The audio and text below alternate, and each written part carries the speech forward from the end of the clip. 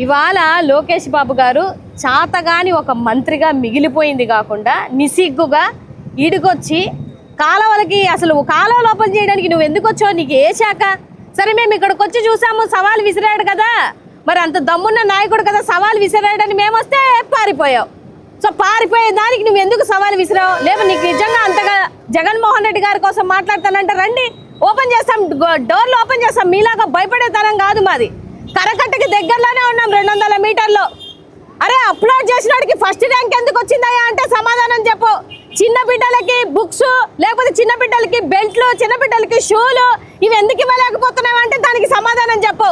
నువ్వేమో హోంశాఖకి సపోర్ట్ మాట్లాడతావు, ఆమెమో నీకు సపోర్ట్ మాట్లాడుతుంది. ఏంది మీరిద్దరు నాకు అర్థం కావటం లేదు. ప్రపంచంలో ఏ రాజకీయ చరిత్రలో ఇన్ని సంవత్సరాలలో ఇంత ఘోరమైనటువంటి ఆడబిడ్డకు అన్యాయం జరిగినా కూడా సిగ్గు లేకుండా ఇవాళ నీట్గా వచ్చేసి సవాలు విసిరేస్తున్నారు అని అంటే మరి వచ్చాం కదా. మహిళలం చాలు నీకు సమాధానం చెప్పడానికి, మహిళలే ఇప్పుడు ఇక్కడే ఉంటాం. నువ్వు వచ్చి దమ్ముంటే నువ్వు సమాధానం చెప్పగలిగితే వచ్చి సమాధానం చెప్పు. నీ మంత్రి శాఖకి నువ్వేమన్నా న్యాయం చేయగలిగితే చెయ్యి. నీ ర్యాంక్ ఎక్కడుంది? ఎక్కడో ఉన్నావు, టాప్ 5లో కూడా లేవు.